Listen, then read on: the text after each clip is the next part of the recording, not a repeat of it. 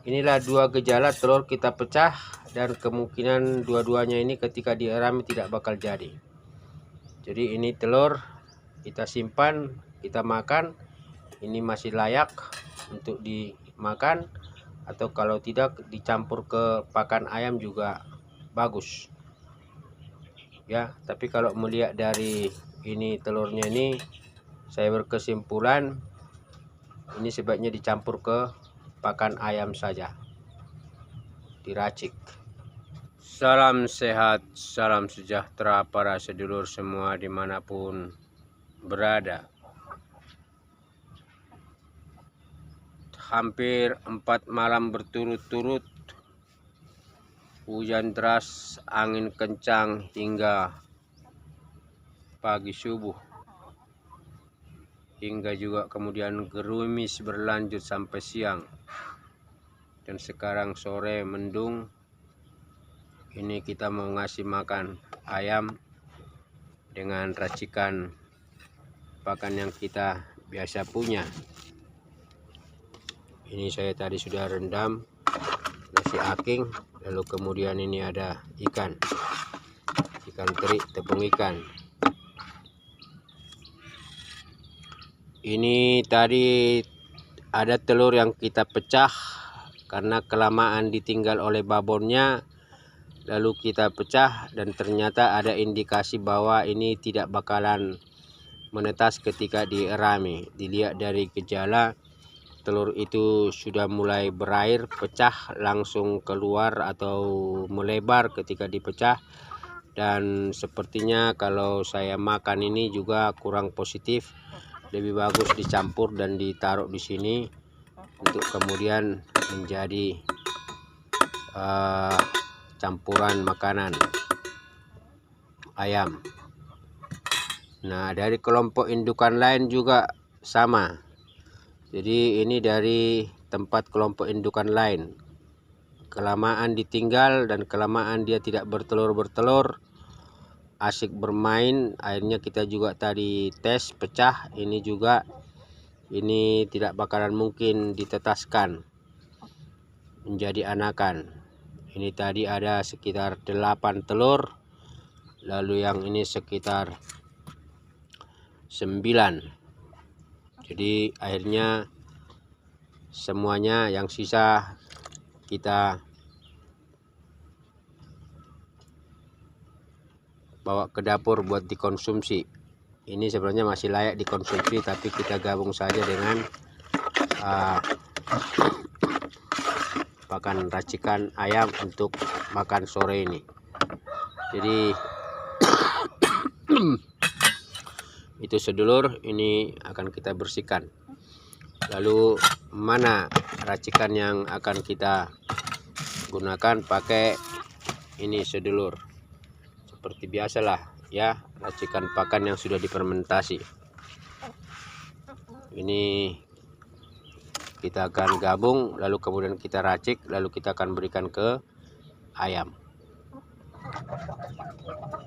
Ini racikan yang tadi 2 telur itu digabung ke racikan ini, karena potensi kedua telur untuk menetas itu kecil.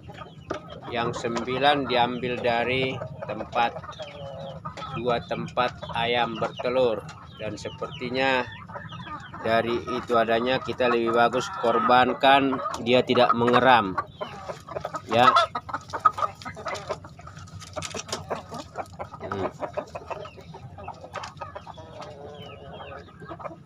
Tadi yang coklat itu lagi mengeram, sekarang dia cari makan turun.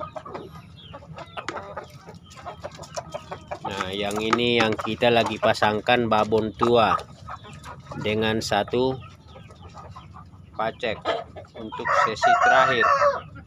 Untuk sesi terakhir dia bertelur sebelum kita nyatakan akhir dan kita jual. Ini jadi lumayan, tetap dimakan, dilahap, dan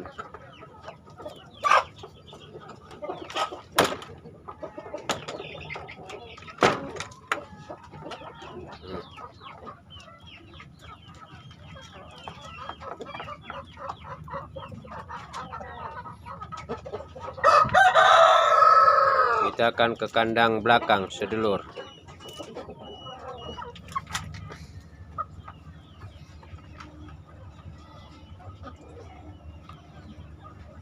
Nah, ini satu kelompok indukan ini juga yang tadi telurnya kita ambil dari 2 tempat bertelur di sana 8, dan kita tes 1, sepertinya sudah tidak bagus untuk dierami.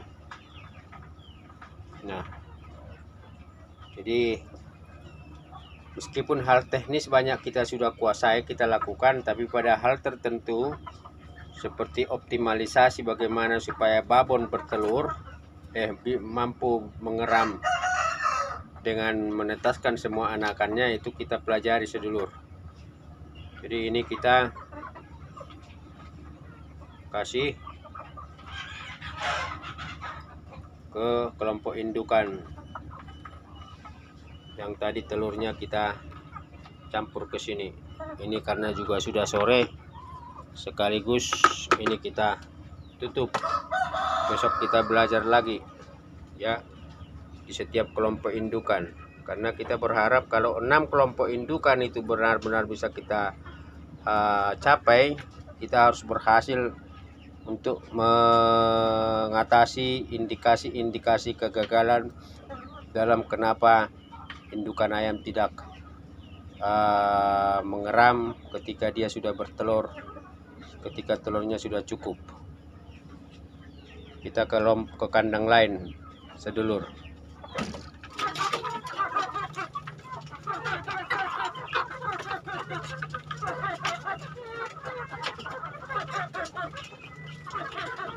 Ayam dere-dere jejalon yang dalam masa pembesaran. Ini usia 2,5 bulan, pindahan dari depan.